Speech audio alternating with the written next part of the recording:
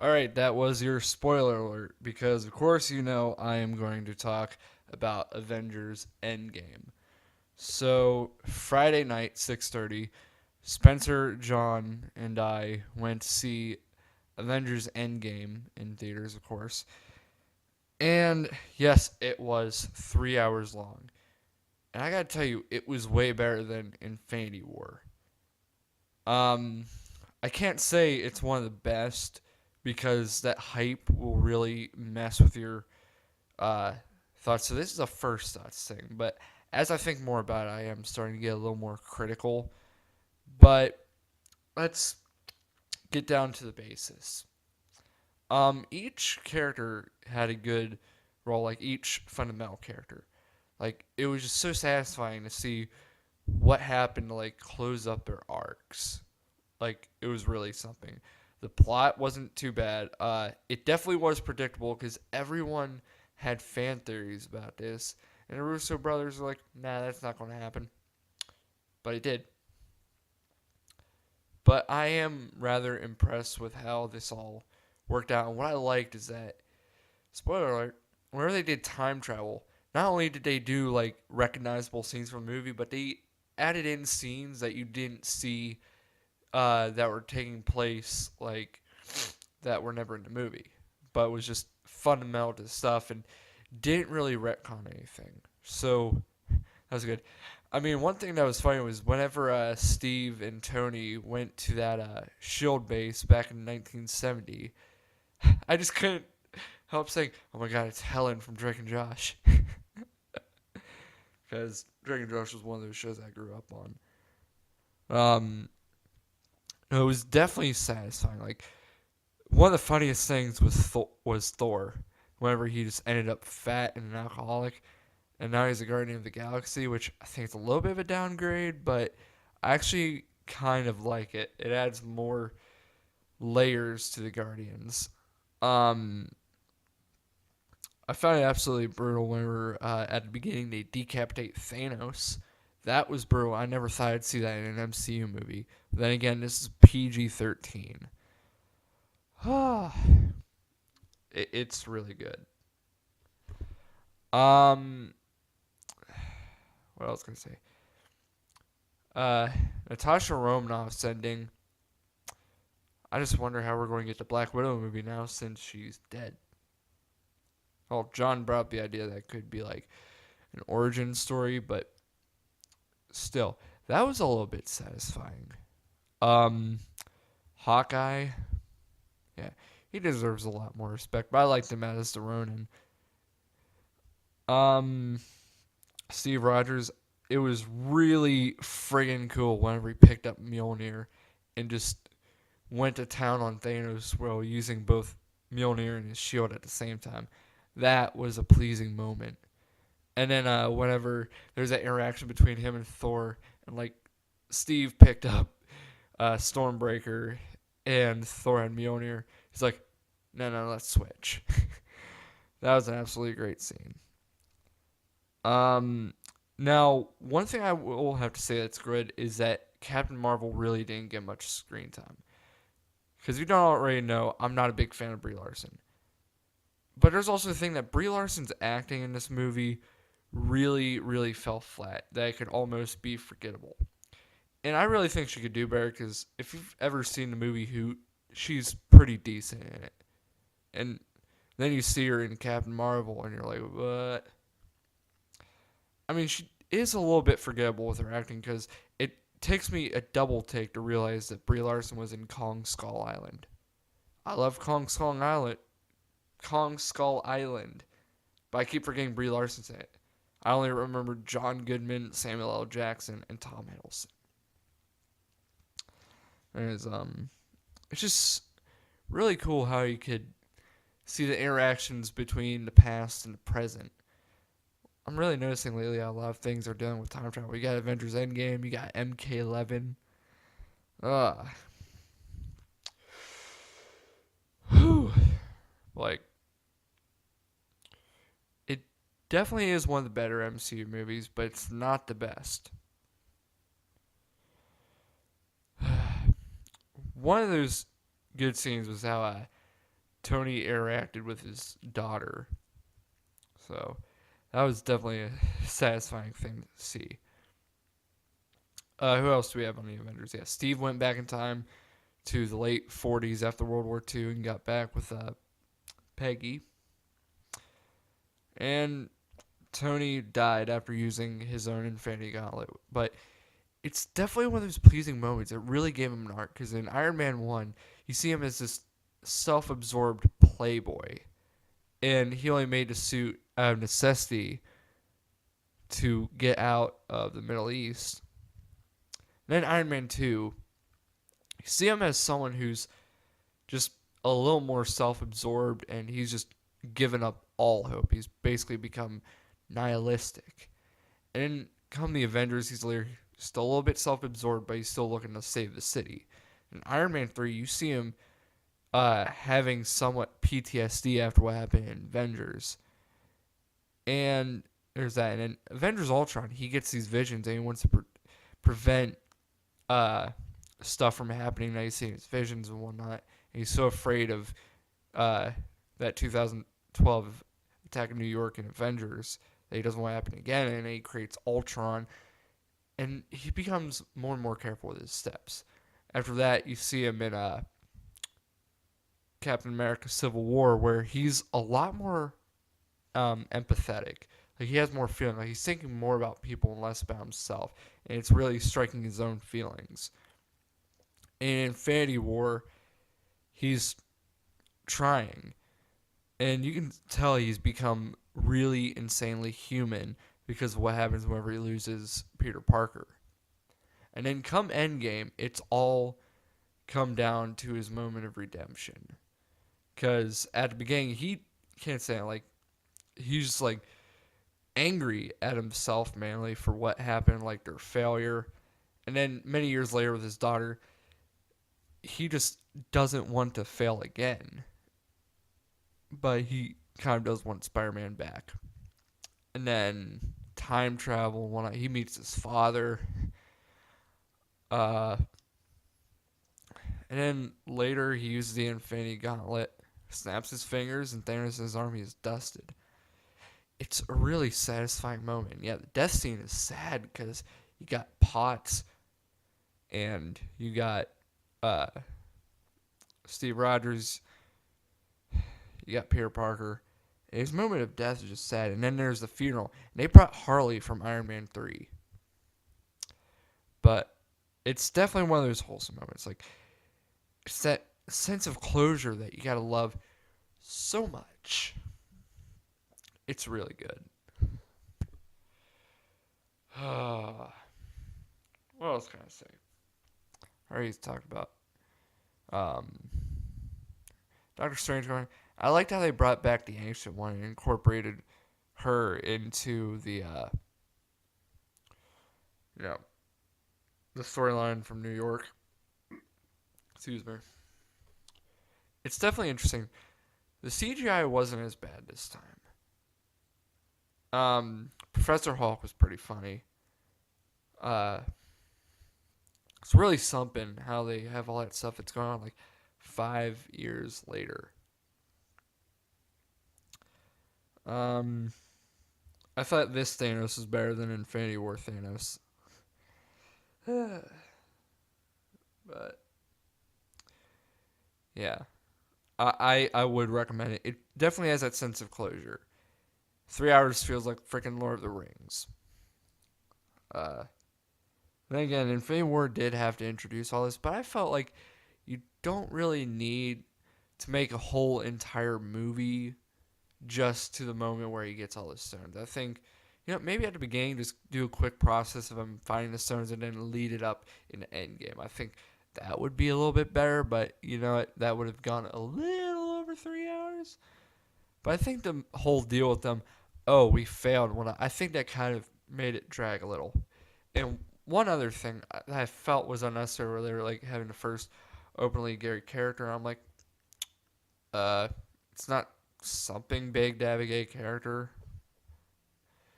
I mean, I find it unnecessary to have unnecessary disclosures or romances, in my opinion. Like, I want a good movie for good movie. Um, like I don't really care much for romances. I don't, and I just don't find it anything big to have some kind of character be the first of some kind of like diverse group. Because I really don't care. I don't like political stuff in movies. Yeah, and this is coming from me, the guy who talks political stuff on podcasts. But hear me out. I talk political on podcasts because I can be myself. I just don't like politics in movies because movies are supposed to be an escape from politics. It's supposed to be something that you can enjoy. But let's get off that now before people get ticked. I'm talking politics whenever I promise to take a break. Other than that, it's definitely one of those movies that actually manages to balance out serious and humorous at the same time. I did have some good laughs, but it almost made us cry just a little bit. Oh, so good. At the end, there is no mid-credit scene, no post-credit scene, but it is the sound of that scene where Tony Stark was building the Mark I Iron Man suit from the first Iron Man. You can hear metal clanking. So it's definitely a callback to that. And wherever they go after this, we have absolutely no clue. Which I'll support it because it's basically like the ending of MK11. So good. I would have had the guys in on this, but I wanted to make this podcast now. But yeah, it's probably going to be in theaters for a long time, but I hope that Godzilla doesn't have to compete with it. Because Godzilla, I'm waiting for King of the Monsters. Because in my family, we love Godzilla more than Marvel. Like, we're more excited for Godzilla than we are any movie of this year. And I really think King of the Monsters is going to be kick-ass. I'm going to love it. Alright, this is a special double episode, but with the same amount of time limit I put in. So, if you haven't gotten all the hints I've said in the past so many minutes, I'm going to talk about Mortal Kombat 11. Mortal Kombat 11 is a seriously great game. Like, I got to try out the beta about a month and a half ago-ish. Let's just say a month ago. I got to try out the beta on my best friend's Xbox. Holy crap. Like, even with the videos, the graphics are insane. The gameplay is amazing. Like, I swear. And the customizable options. Oh, man. It's so pleasing. It's way better than MKX. Because I'm a big old Mortal Kombat nerd. I know more about Mortal Kombat than I do Assassin's Creed. And Mortal Kombat and Assassin's Creed are my two favorite franchises. But I mainly love Mortal Kombat more. And the story is really insane. I love how it's taking a new turn. And it's so good. So I think I'm going to run through the chapters, but I got to pull up the chapter list on my phone. Because I just now decided, hey, I'm going to make this a double episode. Okay, I got the list. So there's a prologue where it shows what happened like right before Raiden gave the head to Liu Kang and Katana. That was shown in the post-credit scene of MKX. And that shows like with the decapitated head, Kronika comes in and introduces herself. Which she's an interesting villain, I will say that. And I'm surprised that they didn't have any new characters that fought for the good. Like, they're mainly just antagonists. But, you know what? This is MK11, so I don't care about that. This is a freaking great game. Yeah, Chapter 1, Cassie Cage. She got a promotion, and they go to Netherrealm afterwards to destroy Liu Kang's fortress while Raiden performs a diversion, which Raiden's diversion was badass. I loved it. And I found Liu Kang to be an absolute dick, because he's basically what killed Sonya. and Sonya died. Which I will say this: I love Ronda Rousey. Don't get me wrong, and she was decent on the mic, but her voice acting just didn't quite fit in with the whole game, especially whenever there was younger Sonya. I didn't really like it. And then right afterwards, as Cassie leaves, all sad with Johnny, uh, Kronika appears Liu Kang Katana, rebuilds the fortress, and talks about rebuilding the sands of time, which will say is every time Kronika talks about wanting like anything about the new era, she just sounds more and more delusional. It's a little bit repetitive, but if it weren't for her, I wouldn't have absolutely been blown away. I mean, I was already blown away with amazing character designs and the whole deal with the story, with the graphics, with the story. Man, it's crazy.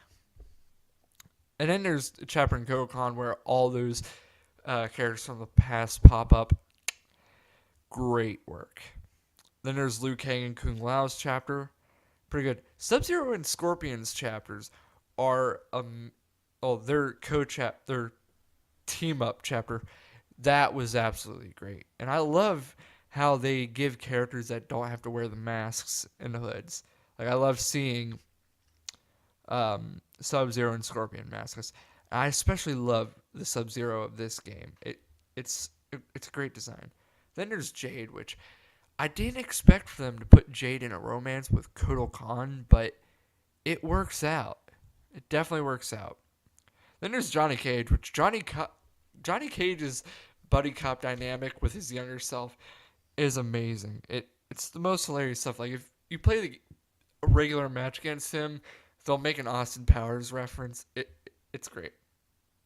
And then you have Katana's chapter where you see Shao Kahn's face for the first time since Shaolin Monks.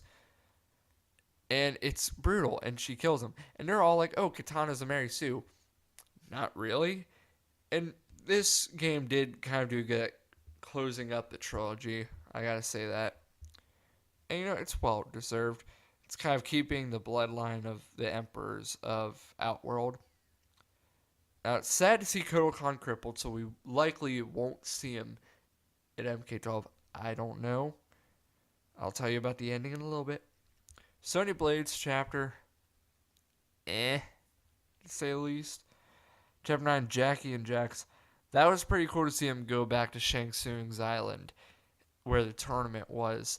That was pretty cool. And seeing that reveal that Jax was working with Kronika, that's good work. Chapter 10 for Scorpion. Oh my gosh. That hit me in the feels because I didn't want Hanzo to die because I liked Human Scorpion. I did not want that to happen. Then we had Raiden. This is where everything blows us away because they're about to repeat history. And Raiden is ready to kill Scorpion after what he did to Bi-Han Sub-Zero. But Liu Kang wants to stop him because he wants to give him a chance. But then, after Liu Kang says, if you have to die, so be it, it just conjures up the images. Like the rooftop scene in MK9, the Battle of Armageddon at the Temple of Argus, that moment at MK versus DC Universe, in so many alternate universes, that was insane. And then Chapter 12, it even gets better. And they went all out for this story. They really outdid themselves. Where Raiden takes over Revenant Liu Kang and turns Liu Kang into Fire God Liu Kang. And they battle Kronika. And she rewinds time, but then Liu Kang defeats Kronika. Depending on which ending you can either get Mortal Raiden or you can get Liu Kang with Katana. And with that, it's really something. It's really open-ended, and my best friend and I, we are really worried as to whether or not there will be an MK12. I mean, with how open-ended it is, you can still do something. I think that the next big villain should be something simple but still a challenge.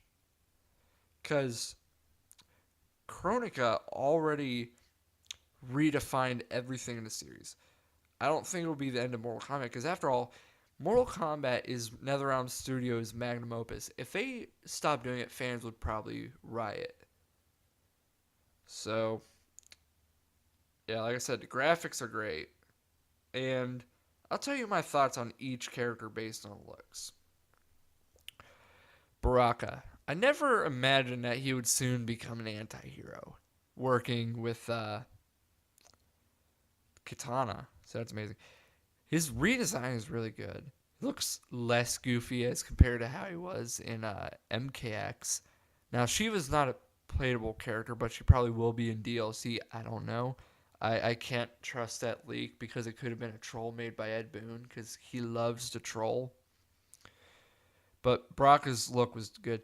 I loved Cassie Cage's look. It's so much better than MKX because she really looks good. Like, it's the amount of personality. Cetrion. I thought she was going to be a good guy, but she just turns out to be a villain, and yet she's an elder god of virtue. She's still pretty damn versatile. It's pretty cool. And her costume that you see towards the end of the story mode, that's badass. Devora, eh. I mean, this time there's really nothing new, and they kept to her old costume, and it's the same old spiel. Nothing really like. I mean, the gameplay is pretty cool, but at this point, she just feels a little bit meh. So I don't think she should return from MK12. Aaron Black, definitely cool. Bring him back for MK12. Because Aaron Black is one of those really cool characters, and he's got some really cool stuff like that fatal blow and his fatalities. Frost.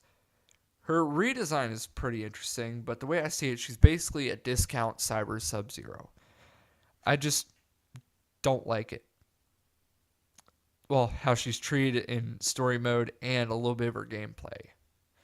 Like, she had so much potential only for her to be ranked at the bottom on one of my lists. Garrus, he's pretty cool. I don't see him returning for MK12 because he basically served his purpose. He was okay. I didn't really think he fit in that much. But now he's stuck in a bottomless pit in the Blood Sea at the NetherRealm. Yeah. Let's see, Jackie Briggs. She deserves a return. And Jackie Briggs actually looked a bit better. She had some better stuff, and she was finally made the rushdown character that she was made to be. Jade. This time I can actually like Jade. I actually hated Jade in Ultimate Mortal Kombat 3 because it's hard to beat her. But Jackie's redesign is amazing. It's badass. Jax, I'm not really much of a Jax person, but he was all right in the game. Kano's interactions, that was pretty good, and his stuff is cool. There's even that scene where he just, in gameplay, his intro is just basically him pissing on the ground. It's funny. Katana. Katana's redesign, that's pretty damn cool too. I love it. Collector. Collector is an interesting new character, and I decided to make a joke. If he's got 6 arms, he's got a spider. I think he fell a little flat. Honestly, like, he could have had a little more work done on him. Kodokan. His costume looks way better than MKX. It's just so much more. It's finer detailing and whatnot. Kung Lao. Still a bit cocky, and his interaction with the Revenant, pretty cool. Liu Kang. This is the best they've treated Liu Kang, and definitely some good designs there. Johnny Cage, like I said, pretty good. He's hilarious. Cabal, I love Cabal's redesign because I'm a big Cabal fan. Cabal is one of my top favorite characters of all time, next to Scorpion. But unfortunately, they didn't really give him much in the story, which disappointed me. Noob Saibot, great redesign, great voice acting. Everyone loves that. Raiden, atoning to his screwing with the timeline. That was good. And I kind of liked what they did to explain how they got rid of Dark Raiden. Scorpion, great designs all around. Shao Kahn, badass. Scarlet, I was really hoping for more because I really felt that she was going to be a major new character. I mean, she's technically not a new character considering she was introduced in MK9, but this was really her introduction into the gameplay story.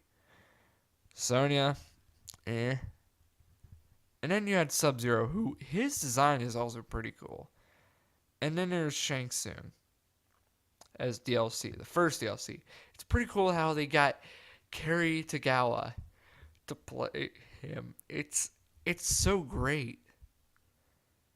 And I remember. Okay, I'm going to talk one last thing about Mortal Kombat 11, and I'm going to end this. Now, there are two recent controversies. The first one was people being disappointed at the redesigns for the female characters' costumes just because they don't expose a little more. And here's the thing. You're not supposed to be masturbating to a video game. You're supposed to be fighting. It's not really practical if female characters are super revealing and have disproportionate bodies. I'm in it for the fighting in the game. And I like good costumes. And these were very good costumes. I will say that. Like, every costume in the game was artwork. It was a masterpiece for Mortal Kombat. And I just love how the guy who made the designs is like, if I can tick off all the people who wanted more sexuality to the characters, then I'm doing my job right. That was pretty funny. And some people were saying, oh, they're bowing to a political power. I'm like, not really. They're just trying to make it more practical. Now, when it comes to character designs, I also like how they did the design for Sub-Zero. Like, he looked more Chinese because, of course, Sub-Zero and the Lin Kuei are a Chinese assassin clan. Because if you can't tell, his name is Kuai Liang. They originate from China, whereas Scorpion and Shirai Ryu originate from Japan. And it's just great. And they made the scar a lot less superficial. Because back then, like, the milky eye and shit, it looks so much better this way. And then the other controversy was, like, complaining about, like, MK11 got woke. Not really, because in Jax's arcade ending, it shows him basically ending slavery. Here's the thing. There's also a moral aspect to time travel. If you could control time, you would end a whole lot of tragedies.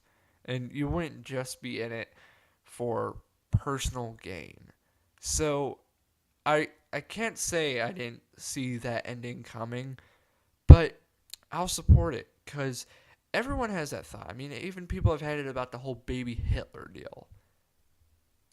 So, I don't see any reason to complain about it. But yeah, MK11, great work. Avengers Endgame, superb. And something funny about Avengers Endgame was whenever Professor Hulk was talking about time travel, he was like, why can't we just go to baby Thanos and go? And they're like, no. It was amazing. So yeah, now I got to come up with more topics for the podcast, but I'm definitely taking a break from politics. And hopefully that'll bring John back. One can only hope. But yeah. Yeah, if you like this episode, give it a thumbs up. Be sure to subscribe to the channel. And of course, I have been Dash Ireland for Dash's Call. We'll see you next time.